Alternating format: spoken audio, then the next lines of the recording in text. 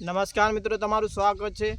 હાલ ગુજરાતમાં ખેડૂતો ચિંતિત જોવા મળી રહ્યા છે, તેને લઈને એક આપણે સોલ્યુશન લઈને આવ્યા છે।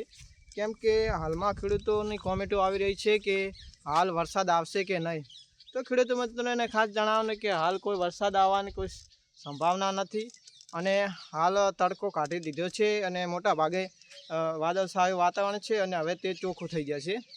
હવે તેમને ઘણા ખેડૂતોની કોમેન્ટ આવી છે કે હવે દવા છાંટવી કે ના છાંટવી।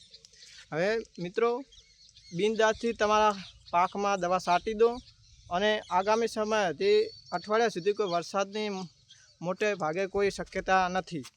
કોઈ જગ્યાએ છૂટાછવાયો વરસાદ પડે તો ભલે, પરંતુ મોટા ભાગે વરસાદ નહીં થાય, જેથી હું મારા ખેતરમાં હાલમાં દવા છાંટવાનું શરૂ કરી દીધું છે અને ધીમે ધીમે આનું નિંદામણ કરીશ અને યોગ્ય જે દવા હશે તે પણ નાખીશ, તેને વિકાસ માટે જે સારો તેને ગ્રોથ મળે તે માટે। તો હું હાલ દવા નાખવાનું શરૂ કરી દીધું છે અને મારી પાછળ દવા છંટકાવનો પંપ છે, તમે જોઈ શકો છો, જેથી તમારા જે પણ પાક હોય તેમાં દવા છાંટી શકો છો અને તમારા પાકમાં ગ્રોથ મેળવી શકો છો। અને હવે આગામી અઠવાડિયા સુધી કોઈ વરસાદની મોટી શક્યતા નથી, જેથી તમારું સંપૂર્ણ કામ શરૂ કરી દીધો અને બધું કામ ખેતી કામ હોય તે શરૂ કરી દેજો। તમારે વાવણી કરવાની બાકી હોય તો વાવણી કરી દેજો, દવા છાંટવાની બાકી હોય તો દવા છાંટી દેજો અને કોઈ પણ કામ ખેતીનું હોય તે પૂર્ણ કરી દેજો।